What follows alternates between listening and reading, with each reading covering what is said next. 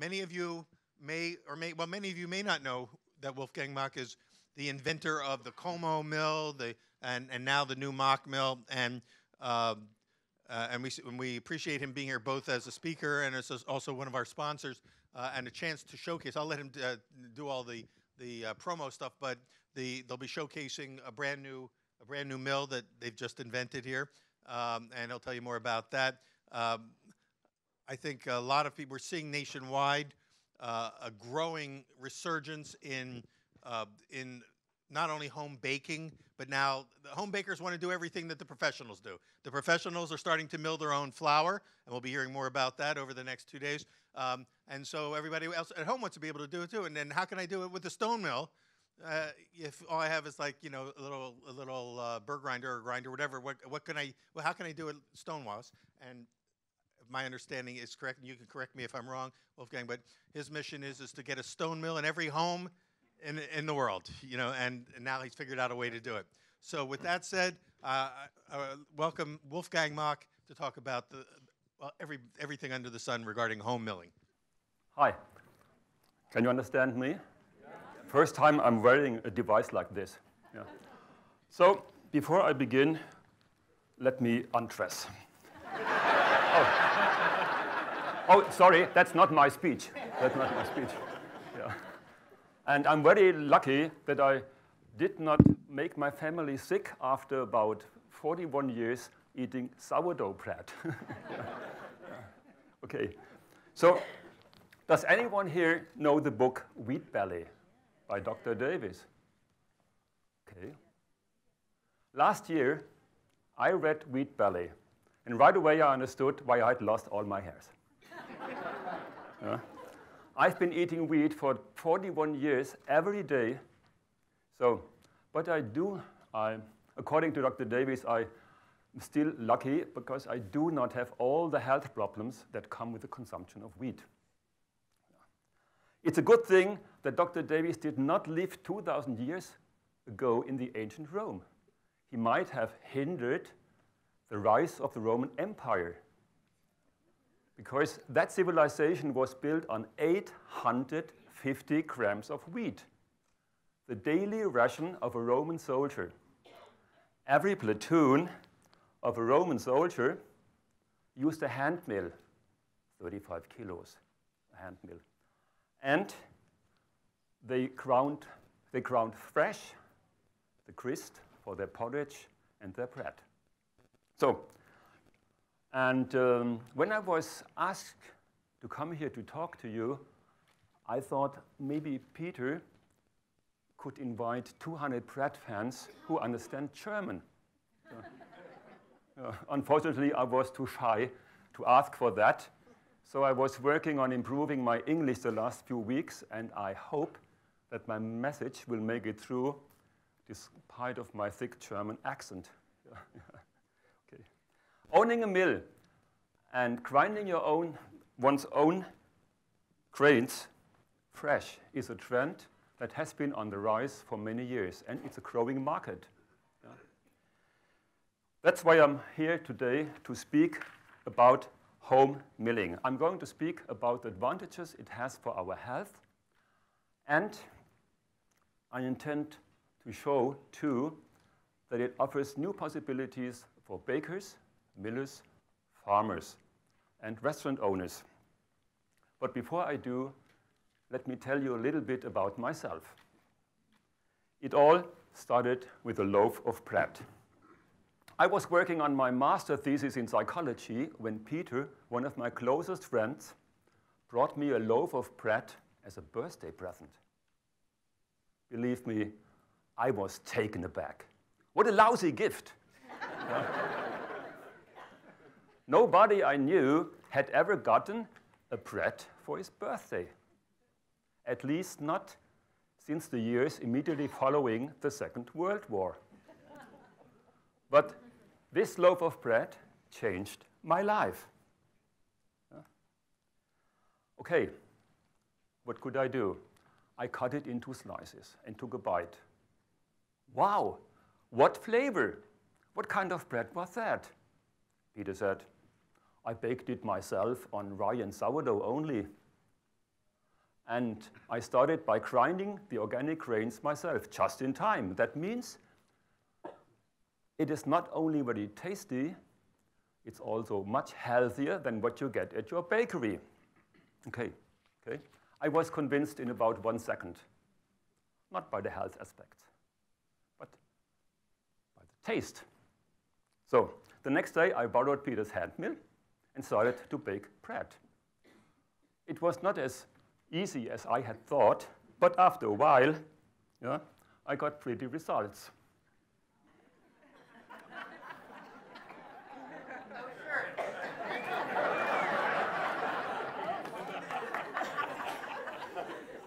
Yeah. There's a pattern. I was in a good shape. Younger women here. And see, getting better. It was 100% rye and sourdough. Yeah.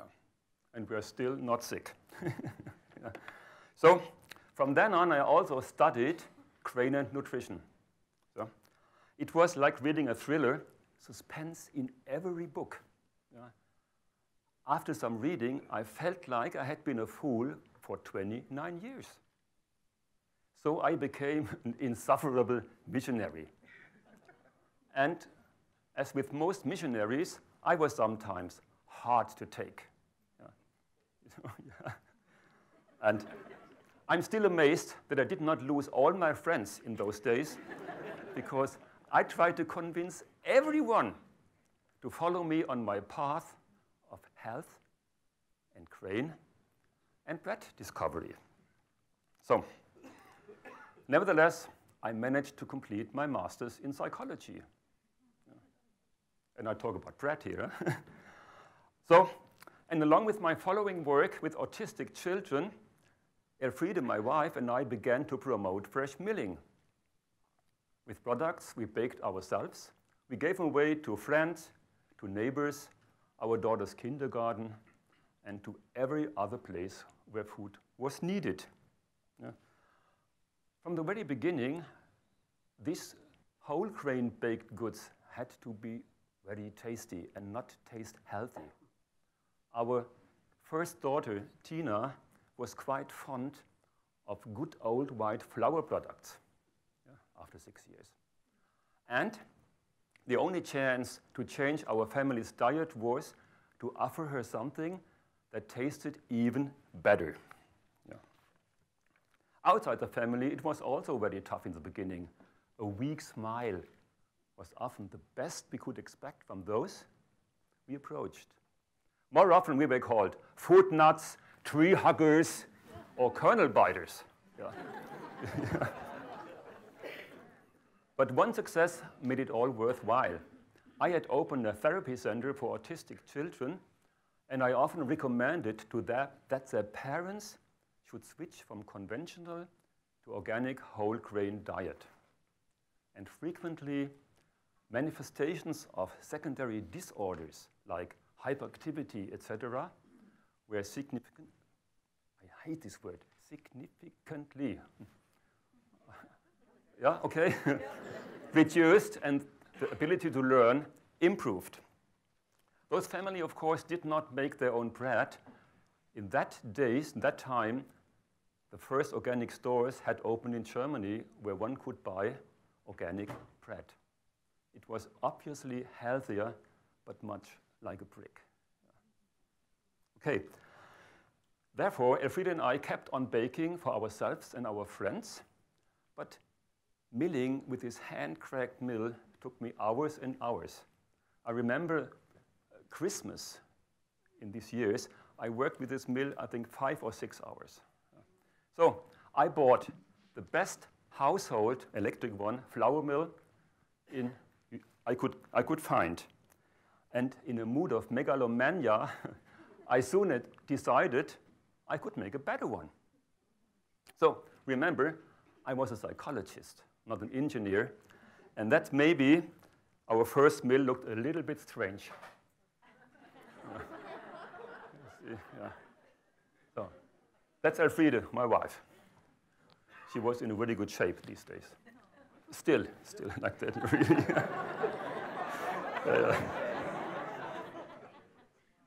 Naja. Okay. My friend Harold, a physicist, helped me out. We developed the first Harold and Wolfgang mill, branded Havos, by my little daughter. We wanted to produce a few dozens for our families and friends. And these Elfriede and I assembled on our kitchen table. Where is it? But every friend got to know some more people, and they wanted a mill too. So mill parts were spread out all over our apartment, and our kitchen table was in a constant mess. Yeah. And I was having a ball. Yeah. So I had a serious talk with Elfriede. If I were a mill maker, would you still love me? Will you stand with me? Yeah. When I start a risky business instead of sticking with my steady income as a psychologist? Well, we would not celebrate our 48th anniversary next Thursday. Yeah.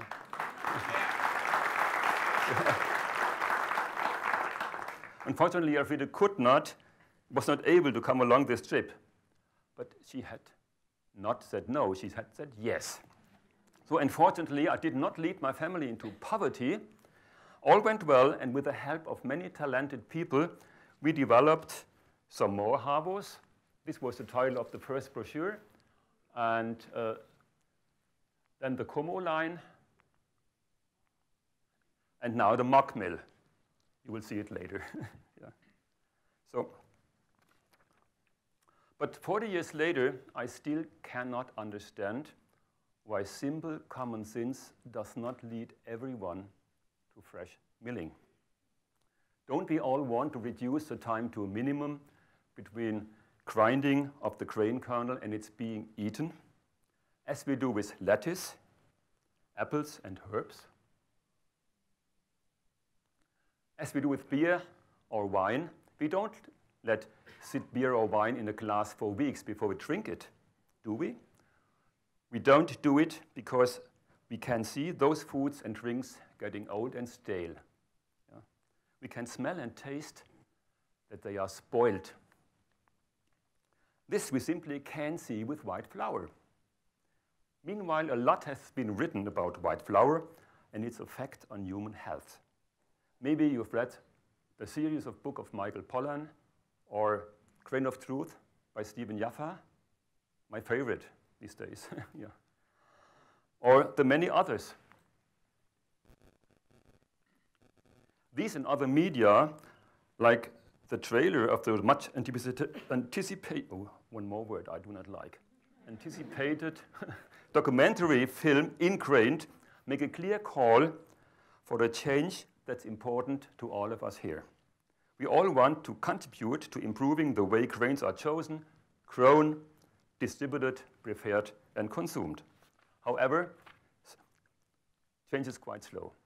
The food industry spends 50 to 70 billions yearly in the US alone, yearly, to promote its message that we are keeping ourselves healthy by eating their products. But the only thing it keeps healthy is the industry's financial results. Yeah. So when we promote healthier products, we surely get in conflict with some very powerful people in the food industry. But as most of you know, it is not the processed food from large companies, rather whole unprocessed grains that are really healthy for us. So, where I'm now. But why have I spent my career in promoting fresh milling, just-in-time milling, instead of shipping industrialized and packed white flour over all the country? It's mainly three reasons. First, it's a matter of time. Some grain components are very oxygen sensitive. They suffer less degradation when they are milled just in time for baking. These are vitamins, fatty acids, and some secondary plant substances.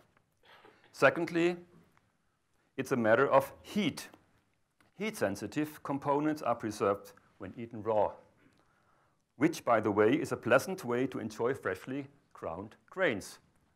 And when I'm ready, we all will get served my freshly ground oatmeal with raw oats, so-called Wolfgang's muesli. So, and heat sensitive are some vitamins, essential amino acids, essential fatty acids, and many secondary plant substances. And thirdly, freshly milled grains are an important source of nutrients for the bacteria that colonize our large intestine. These little guys, whose numbers are simply astounding, are referred collectively as microbiome, and they stick for us for life. And they want their food prepared, well prepared, as we do.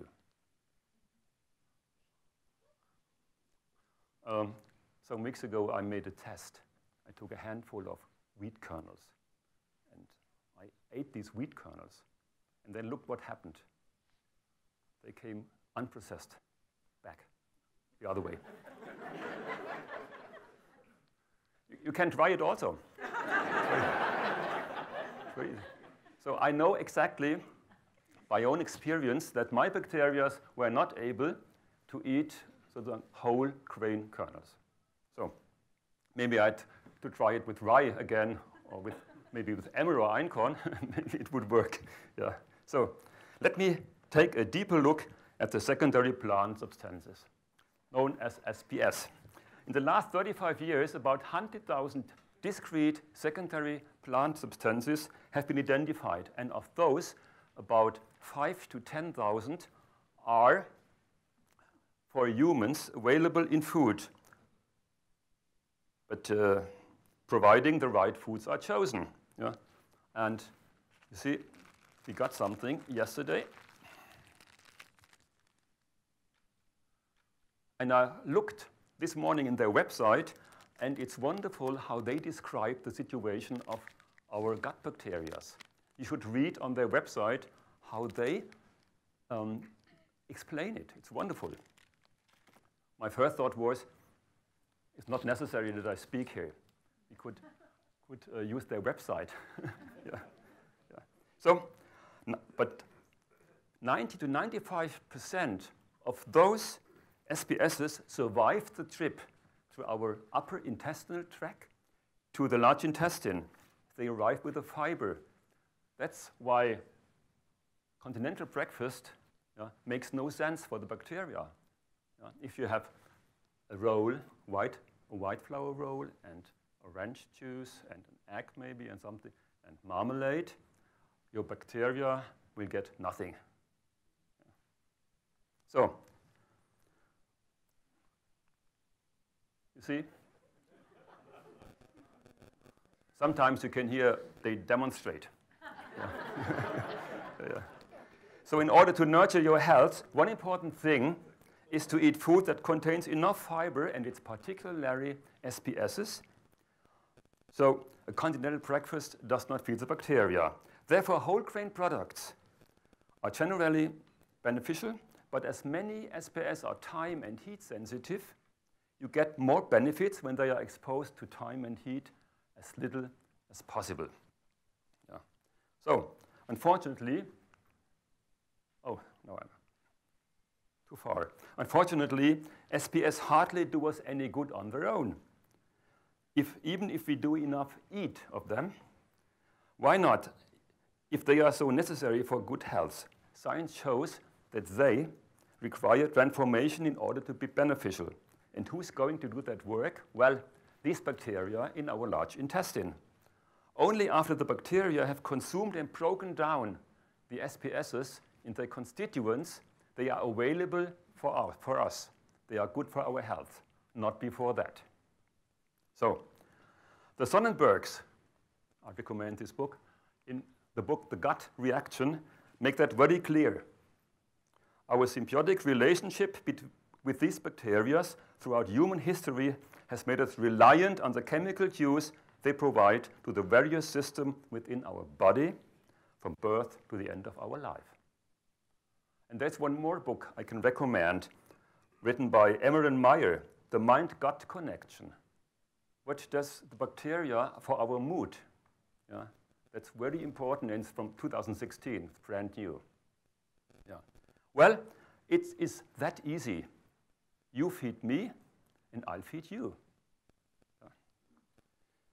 That's the way it works, and it's risky if you don't play along. Stephen Jaffa, in his book Grain of Truth, tells us why. Too little fiber can starve friendly bacteria. Not a good thing, because those same bacteria begin to eat us. You know that. All these intestinal sicknesses like colitis and so on and so on. So feed the bacteria, they do not eat us. This is revolutionary stuff and leads to a completely new understanding of nutrition. We are healthy when we create optimal conditions, living conditions for our bacteria. And I'm looking forward to hearing more about this from other speakers today and tomorrow. Yeah. But let me come back to bread and business. Conventional wisdom may lead to the thought that home milling will hurt the business of millers, bakers, and restaurant owners. Yeah. But according to my experience in Germany, that's not at all the case. What do my customers do with their mill? Some of them do use them to bake all their bread and to mill some fresh grains at the base for their waffles, their pancakes, their rolls, and for their muesli. That's fine for farmers. Even if home milling doesn't necessarily, the next word, I cannot, increase the overall demand for grain, it shifts the demand. The overwhelming majority of home millers want organic grain, and many of them prefer to buy it by a local farmer or regional farmer, whom they know and whom they trust. And servicing these customers can be a very good chance for small farmers who are struggling to survive. But why do I then need a miller when I do home milling? Well, you need him to order. Yeah. Ooh, it's the wrong one. Yeah, it's not the one I made yesterday. Okay. You need him to order, receive, evaluate, clean, store, and prepare for sale the organic grains we want to mill. You need him to make the grains available to local bakers and to local health food stores. He may even develop a new business model that addresses directly to home millers and maybe even provides them with a mill. We have some examples of that business model in Germany, and it works out very well. But what about the bakeries?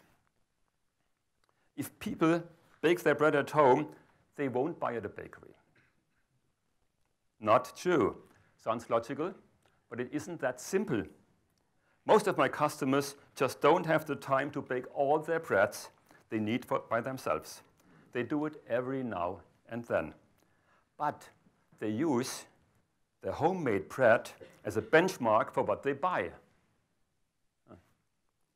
They don't buy bread at a supermarket. They don't buy bread at a so-called bakery that just heats up frozen loaf from a big industrial plant. They don't buy bread from a bakery that uses an out-of-the-box ready mix. Yeah? They buy at bakeries that operate on the same, principles they themselves follow at home. Bakeries that use organic grains from a local farmer and mill it just prior to baking. So increasing more home milling will not help every bakery, but it provides a niche market for those that can adapt to this trend. What about the restaurants? According to my experience yesterday, I can say this is true. Yeah. Well, even ardent home millers want to go to restaurants as often as ordinary people do. And they have to stay at a hotel as often as everybody else.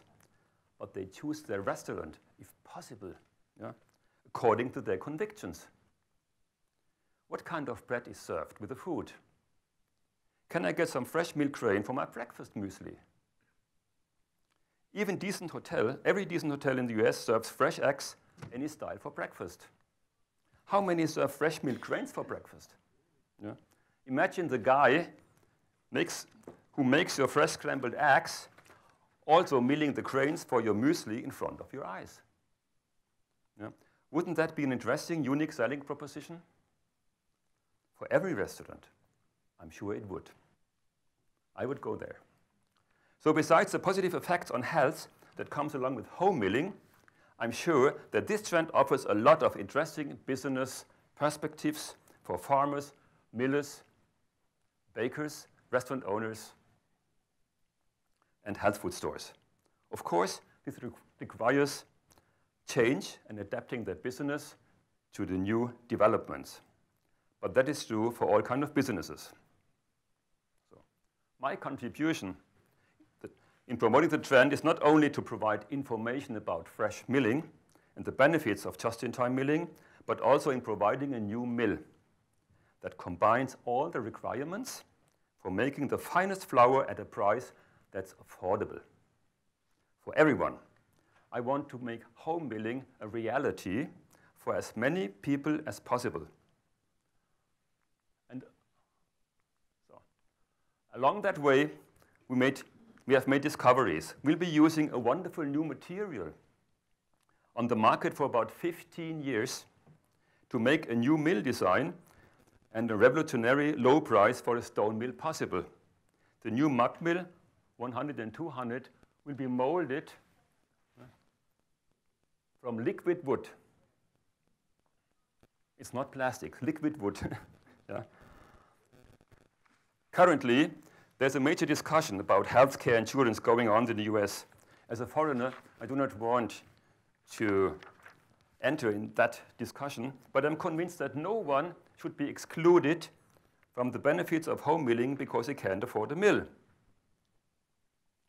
And as a 70-year-old man, really, you might consider grain milling to be my legacy, and that it's time for me to retire.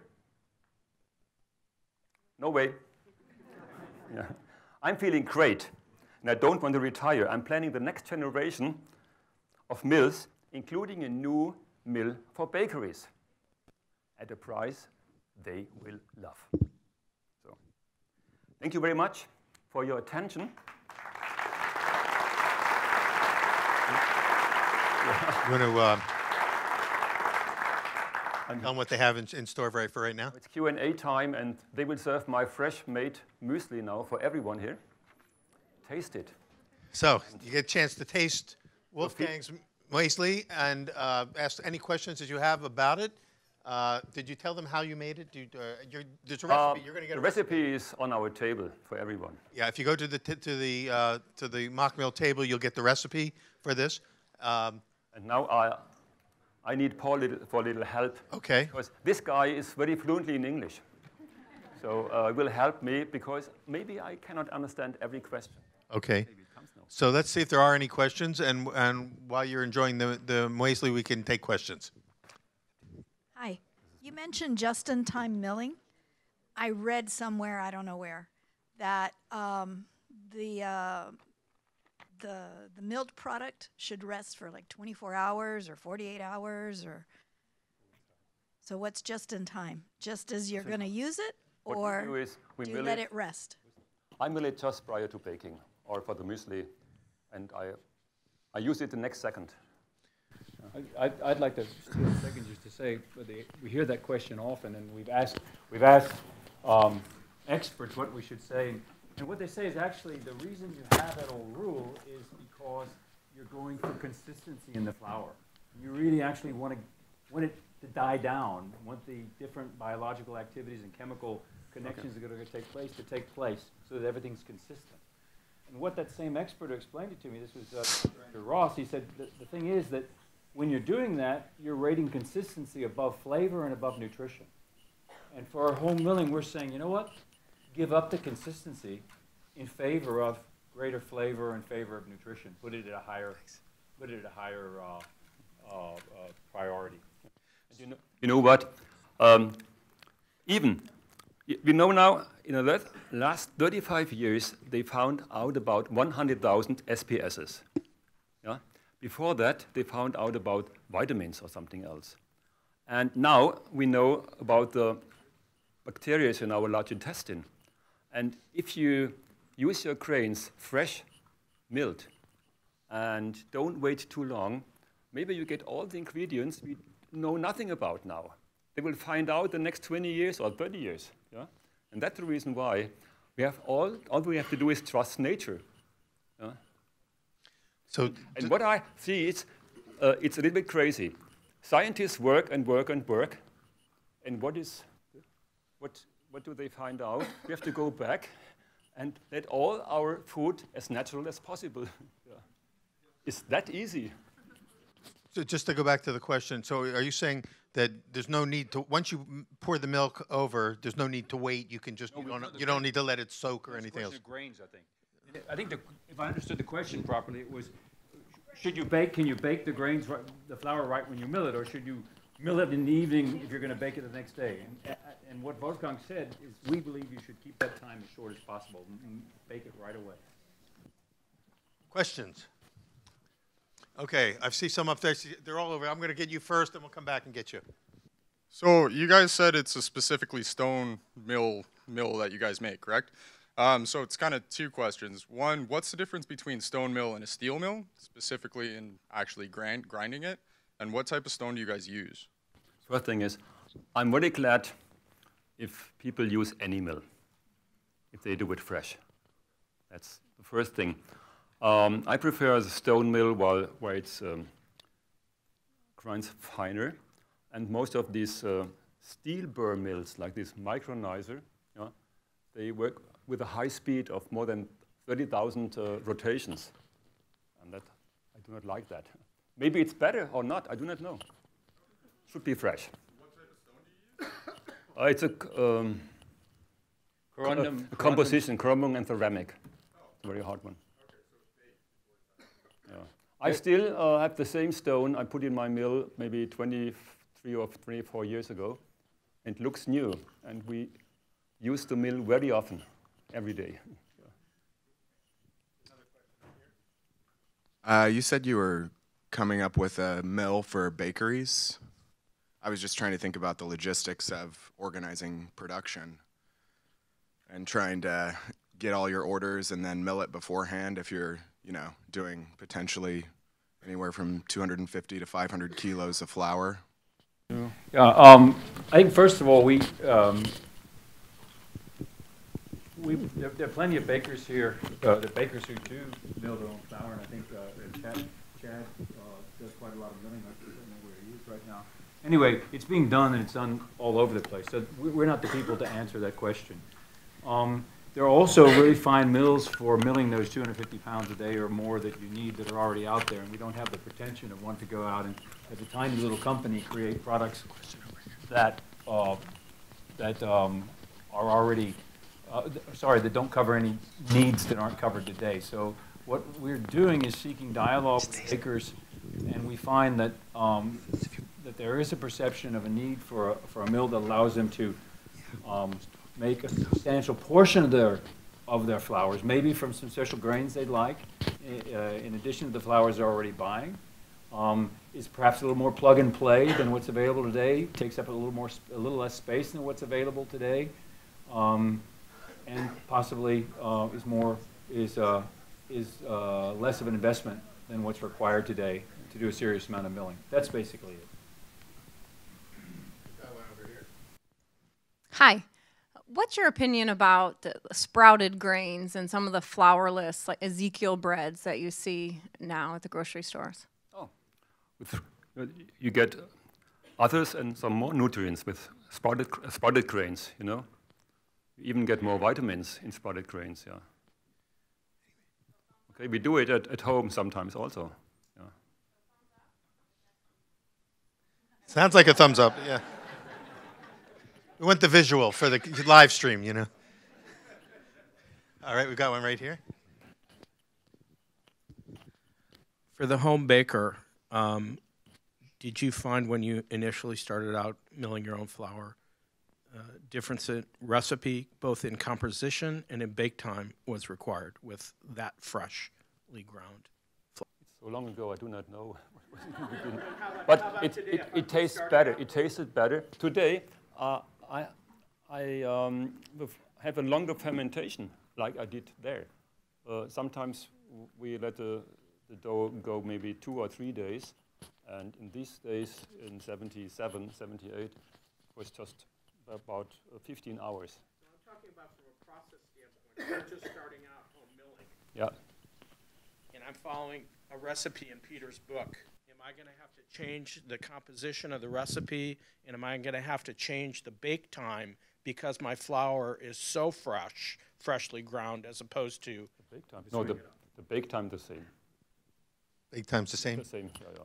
Bake time, I mean, I personally can't say anything. I've been doing quite a bit of baking, but I've only ever baked with flour I made myself. So I don't know what, know what it's like to work. You're kind of asking, like, are the enzymes different? Is it more active if you're working with freshly ground flour, fresh flour versus? Now we know that normally it's for 1 kilo, a loaf of 1 kilo is about 1 hour. In the baking, yeah. It's white flour or not. So, and what we're seeing, of course, as bakers from the baker side, and other bakers can chime in on this, is that even from brand to brand with flour and where the flour's from and the age can all be factors, but that there are things that you always have to be adjusting to. The flour sort of dictates to you and tells you what it needs. But I have noticed, for instance, when I've been doing my experiments with the sprouted flours, that because they are very enzymatic and all, the fermentation started more rapidly and more aggressively, so I could watch it and still get the maximum flavor without having to go for as long of a time. But then, if we're working with freshly ground whole grains that have not been sprouted, they're not going to have that much activity in terms of the enzymes. But also moisture content, all those things are going to vary depending on the freshness of the grains. There's companies here, for instance, Great Harvest Breads, which exist all over the company, are built on the premise of grinding the flour right there, the whole grain, and then making the breads from it immediately, and that's part of the business model. So we know that there's a precedent for it, and then for those who are trying to, incorporate some of that into your own work, there's going to be obviously some trial and error, I believe. There's one very important thing, It's all about the secret life of the bacteria. You have to feel the dough, you have to watch the dough, because they cannot speak. Yeah? And if you do that long enough, you understand what they are doing. If it's warm, they work faster. We work slower when it's too warm, they work faster. And the other way around, if they are in the fridge, they work slower. If we get cold, we run faster. So, yeah. But you have to watch them, and you have to feed them. That's all. We will hear Glenn Roberts about the secret life of the bacteria, maybe for its plants. Tomorrow, yeah. On the acre. Well, why don't we get ready to break for lunch in a second? But before we do, and how about a thanks for Wolfgang and for Paul for the muesli. Everybody should have a very active microbiome going into lunch today. So I need plenty of fiber to work with.